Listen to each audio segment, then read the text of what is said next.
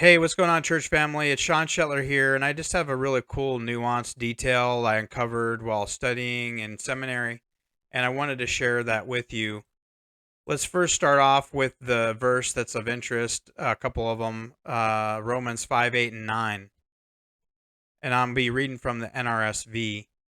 But God proves his love for us in that while we were still sinners, Christ died for us. Much more surely then, now that we have been justified by his blood, will we be saved through him from the wrath of God. And what's of interest is in verse 8 in the New Testament Greek, Apothnēskō, which means to die, appears approximately 111 times in the New Testament. And as you know, that's the symbol of the Trinity, 111. And it shows the fingerprints and symbolism, and it shows that God can communicate deeper spiritual truths.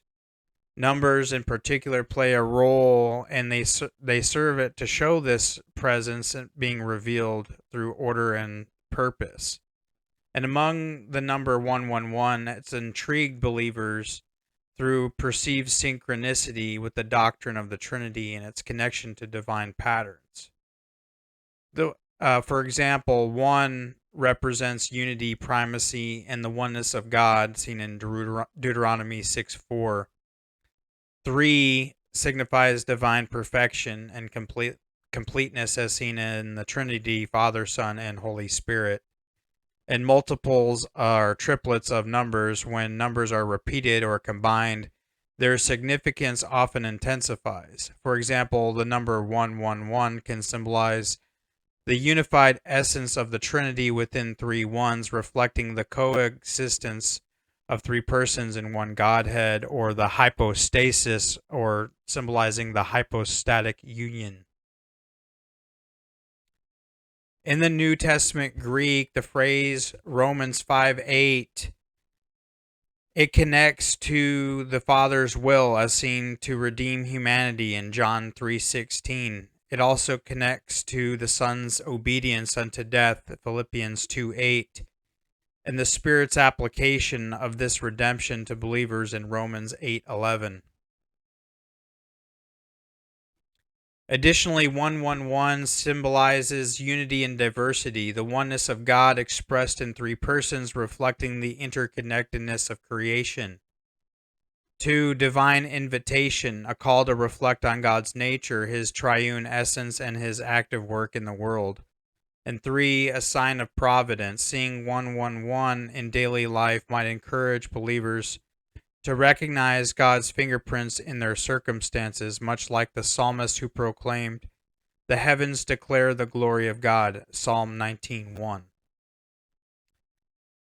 While numbers like 111 are not explicitly referenced in Scripture as symbols, their synchronicity often draws attention to key theological truths. For example, the Trinity reflects the perfect harmony and relational nature of God.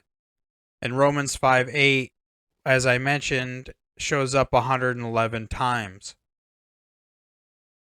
It is a key theological cornerstone which emphasizes God's love and salvation and redemption plan.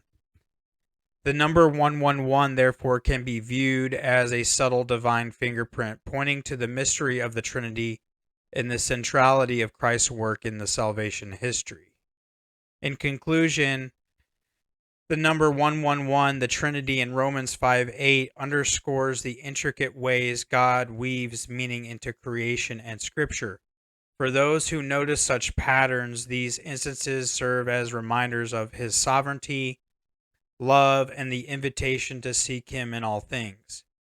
Seeing 111 may be a way to reflect on the harmonious work of the Trinity and to recognize the unmistakable fingerprints of God in both Scripture and daily life.